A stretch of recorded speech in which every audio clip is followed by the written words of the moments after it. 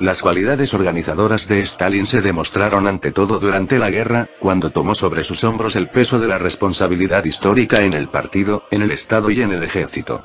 Durante estos años era secretario general del Comité Central del Partido Comunista, desde 1922 a 1953. Presidente del Consejo de Ministros, desde 1941 a 1953. Ministro de Defensa, desde 1941 a 1947. Presidente del Comité de Estado para la Defensa de la URSS, desde 1941 a 1946. Comandante Supremo de las Fuerzas Armadas de la URSS, desde 1941 a 1953. La asunción de 4 cargos nuevos desde la guerra se produjo sin aumento de salario alguno. Stalin no utilizó su autoridad ni su popularidad para enriquecerse. No tenía cuentas en bancos extranjeros, ni siquiera una cantidad ahorrada, ninguna riqueza. Se dice que el único objeto que le pertenecía, era su pipa. El escritor norteamericano, Theodore Dreiser, quien visitó la Unión Soviética en la época de los planes quinquenales de Stalin, en los años 30, escribió que lo que más le había impresionado eran 2 cosas. El entusiasmo jamás visto del pueblo soviético, y el salario de Stalin. 225 rublos, cuando el de un minero era de 250 rublos. Cuando los ejércitos alemanes atacaron a la URSS en junio de 1941, Stalin se hizo con el mando de las Fuerzas Armadas soviéticas. Con la ayuda de un pequeño comité de defensa del cual también asumió la presidencia, tomó las principales decisiones militares, políticas y diplomáticas durante la guerra. Persiguió la victoria con habilidad, determinación y coraje crecientes, permaneciendo en el Kremlin cuando los ejércitos de Hitler estaban a las puertas de Moscú, ordenando una fantástica evacuación de las plantas industriales de la Rusia europea al oriente, consiguiendo recursos de las potencias occidentales, seleccionando cada vez más comandantes militares de primer orden, y desarrollando una estrategia militar cada vez más efectiva, incluyendo las notables contraofensivas de Moscú, Stalingrado y Kursk. Levantó la fuerza y la moral de su pueblo apelando a sus sentimientos patrióticos y religiosos tradicionales, y conduciendo correctamente la complicada diplomacia de las conferencias de Teherán, Yalta y Potsdam. El mariscal Vasilevsky escribió: Stalin no era un militar profesional.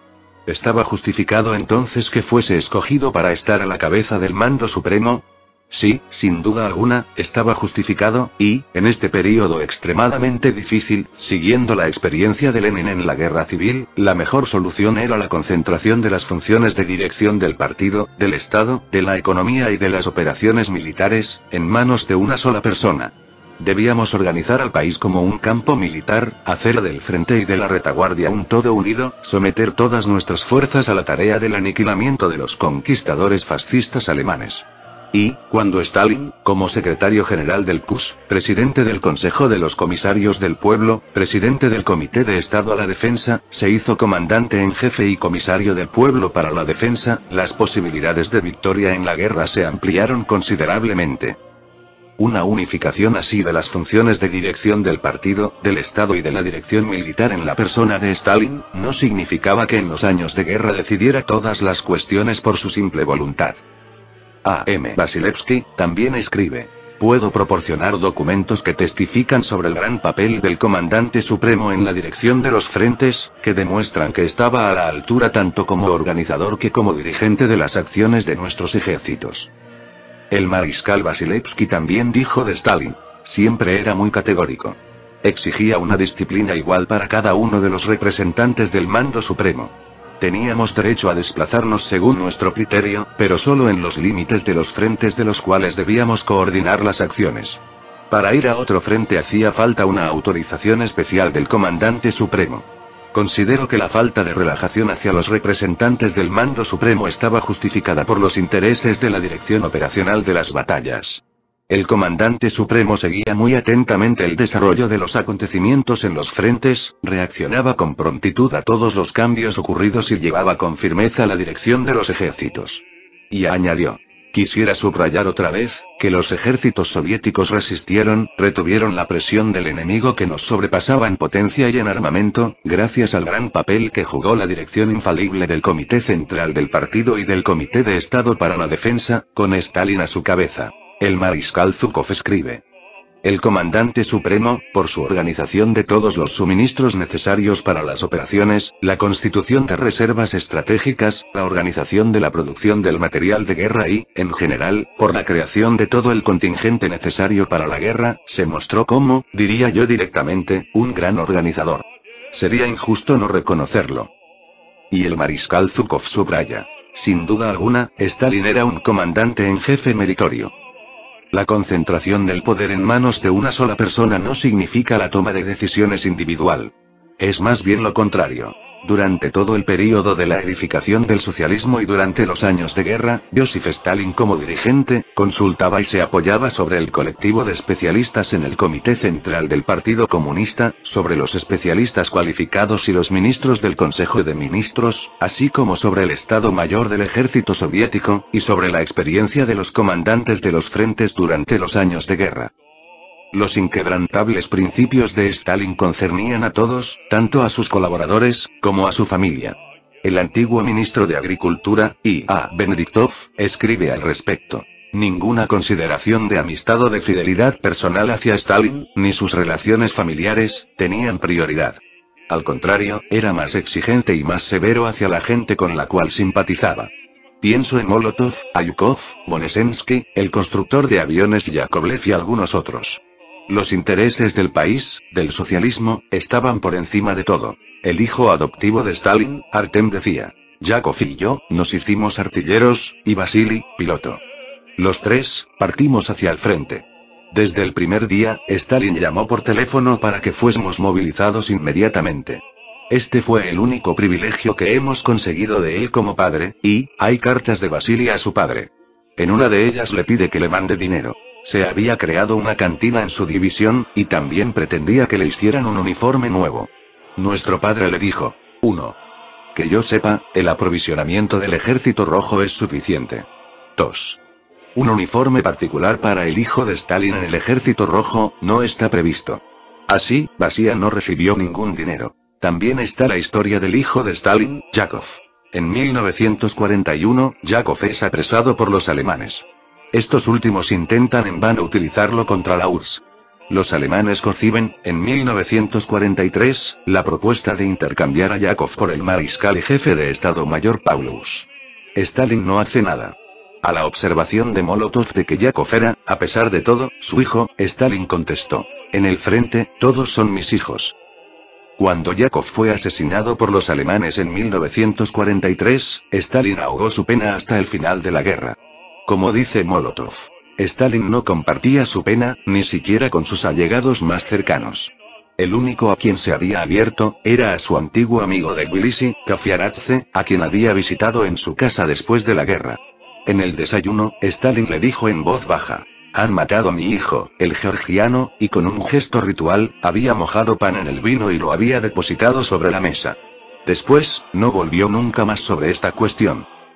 A todo esto, sumarle que la victoria soviética solo fue posible gracias a las medidas tomadas bajo la dirección de Stalin en los años 30. Sin una rápida industrialización, la Unión Soviética no hubiera podido resistir los golpes de los invasores nazis. Sin las purgas, los nazis hubieran encontrado muchos colaboradores. La derrota del fascismo fue el mayor logro de la dirección de Stalin. Por último, recalcar que Stalin no solo dirigió los avatares de la guerra y del Ejército Rojo con certeza, astucia y acierto, sino que también fue el dirigente mundial que más hizo por intentar hasta el final evitar que estallara la guerra. Documentos desclasificados en el siglo XXI de los archivos británicos y franceses corroboran definitivamente lo que los historiadores soviéticos siempre afirmaron con rotundidad: que Gran Bretaña y Francia mantuvieron una política de conciliación con el fascismo nazi hasta días antes del 1 de septiembre de 1939, mientras la Unión Soviética volcó todos sus esfuerzos durante años en intentar construir una alianza militar antifascista. La oferta de una fuerza militar que ayudaría a contener a Hitler fue presentada por una delegación militar soviética durante una reunión celebrada en el Kremlin con altos oficiales británicos y franceses, 2 semanas antes de que estallara la guerra en 1939. Dichos documentos muestran el gran número de fuerzas de infantería, artillería y aéreos que los generales de Stalin le dijeron que se podrían enviar: 120 divisiones de infantería con 19.000 tropas cada una, 16 divisiones de caballería, 5.000 piezas de artillería pesada, 9.500 tanques y hasta 5.500 aviones de combate y bombarderos en las fronteras de Alemania, si primero se podrían superar las objeciones polacas al ejército rojo por cruzar su territorio. Pero el lado británico-francés, que había autorizado las charlas, pero no los acuerdos, no respondió a la oferta soviética, hecha el 15 de agosto de 1939. En su lugar, Stalin se vio obligado a firmar el célebre Tratado de No Agresión con Hitler apenas una semana más tarde. Los británicos y los franceses estuvieron jugando con el engendro nazifascista, otorgándole concesión tras concesión, con la confianza de que éste invadiría a la Unión Soviética y les allanaría el camino para destruir al único país socialista del planeta. Pero Hitler, además de anticomunista, era también el dirigente de una potencia imperialista, que ardía en deseos de competir con otras potencias imperialistas por el reparto de mercados y esferas de inversión de capital. Para él, su enemigo no era solo la URSS sino también Gran Bretaña y Francia. Y estimó que le convenía más invadir primero Europa Occidental, forzar una alianza con Gran Bretaña y atacar a la URSS que hacerlo al revés, con el riesgo de abrir dos frentes a la vez. En definitiva, tal y como los comunistas siempre hemos sostenido, el pacto Molotov-Ribbentrop que firmaron la URSS y la Alemania nazi fue una jugada magistral de los soviéticos y de Stalin. Forzó a los alemanes a atacar primero a sus rivales imperialistas, dando tiempo a la URSS para prepararse militarmente para la contienda posterior.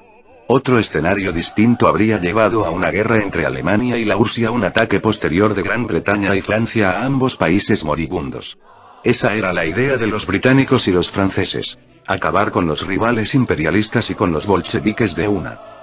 Aunque obviamente el escenario ideal habría sido un ataque militar preventivo a la Alemania nazi antes de 1938.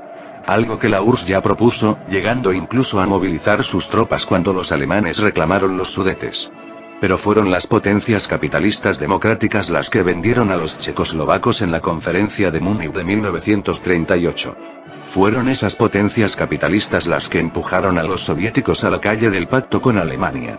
Con estos documentos desclasificados, queda claro ante la historia que la URSS apostó hasta el 15 de agosto de 1939 por firmar una alianza militar con Gran Bretaña y Francia contra la Alemania nazi, de buenas a primeras.